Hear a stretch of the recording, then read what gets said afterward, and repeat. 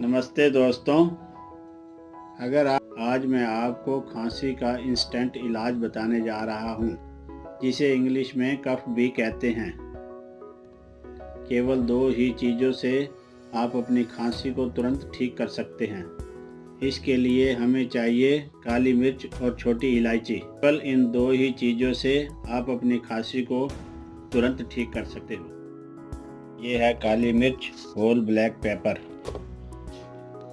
ये है छोटी इलायची, कार्डिमम। 2 दाने काली मिर्च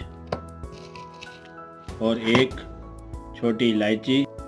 केवल इन्हीं 2 चीज़ों को मुंह में रखें, चबाएं नहीं, शीघ्र आराम मिलेगा।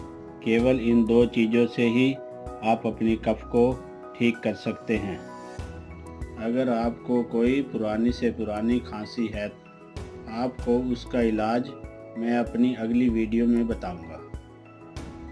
अगर आपको सर्दी या गर्मी में खांसी की ज़्यादा प्रॉब्लम रहती है तो आप डॉक्टरी सलाह ले सकते हैं। तो मेरा यह इलाज अच्छा लगे और आपके काम आए